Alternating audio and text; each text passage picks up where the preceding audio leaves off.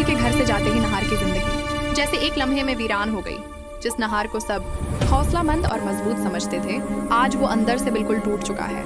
न उसके चेहरे पर मुस्कुराहट बाकी रही, न आंखों में जिंदगी की चमक। हर दिन उसके लिए एक नया अजाब बनकर आ रहा है। रोही की जुदाई ने नहार को डिप्रेशन के अंधेरे में धकेल दिया है। वो अकेला कमरे में बैठा रहता है, न किसी से बात करता है, न किसी बात पर रदामल देता है। पूरे घर में एक खामोश खौफ फैल चुका है कि कहीं नहार खुद को मुकम्मल तौर पर खो ना दे। ऐसे में शीतल, जो खुद को नहार की खैरख्वाह जाहिर करती है, उसकी सलामती के नाम पर व्रत रखती है। वो मंदिर में दिया जलाती है, भगवान के आगे हाथ जोड़कर दुआएं मांगती है और दिल ही दिल में खुद को इस घर की मालकन समझने लगती है। शीतल आरती की थाली सजाकर नहार के कमरे की तरफ बढ़ती है, जैसे आज सब कुछ ठीक हो जाएगा। लेकिन जैसे ही आरती की थाली नहार के सामने आती है, नहार की आंखों में छिपा हुआ गुस्सा अचानक बाहर आ जाता है। वो खामोशी तोड़ता है, झटके से खड़ा होता है और भराई हुई आवाज में चीख पड़ता है, मुझे ये सब नहीं चाहिए। अब किसी भगवान, किसी दुआ पर मेरा यकीन नहीं रहा। ये कहकर नहार आरती की थाली जमीन पर दे मारता है। दिए बुझ जाते हैं, थाली लड़क जाती है और शीतल के ख्वाब भी वहीं टूट जाते हैं।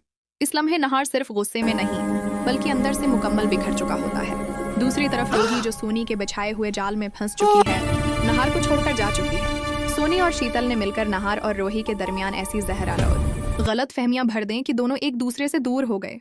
अपनी बेटी अविनी का घर बचाने के चक्कर में सोनी ने अपने ही बेटे की खुशियां कुर्बान कर दी। लेकिन कहानी यहीं खत्म नहीं होती। नहार की हालत देखकर रत्न का दिल दहल जाता है। वो महसूस कर लेते हैं कि जो कुछ नजर आ रहा है, हकीकत इससे कहीं ज्यादा खौफनाक है। रत्न आखिरकार सोनी के सामने खड़े होकर साफ अल्फाज में कहते हैं, सोनी जी, मुझे सब कुछ मशकूक लग रहा है। रोही यूं अचानक नहार को छोड़कर नहीं जा सकती। जरूर कोई बहुत बड़ी साजिश है। सोनी फौरन अपनी चाल चलती है और आंसुओं के साथ कहती है, रतन जी, रोही नहार के फैसलों से खुश नहीं थी। वो नहीं चाहती थी कि नहार शीतल से शादी करे और उस बच्चे को अपनाए। आप जानते हैं ना, रोही कभी मां नहीं बन सकती थी।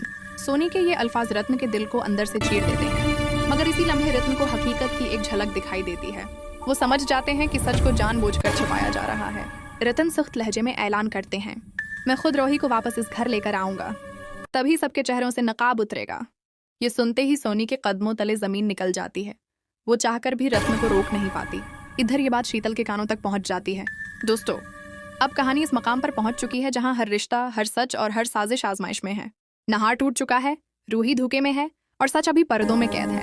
अब सबसे बड़ा सवाल यह है, क्या रत्न वक्त पर रूही को वापस लाकर सच सबके सामने ला पाएंगे? क्या नहार और रूही दोबारा एक होकर इस तूफान का मुकाबला करेंगे, या फिर शीतल, सोनी और रोमिल की साजिशें सब कुछ तबाह कर देंगी? अगर आप चाहते हैं कि रोही और नहार दोबारा एक हों और साजिशी किरदारों को उनके गुनाहों की सजा मिले, तो कमेंट में जरूर लिखें, I support Ruhi and Nahar.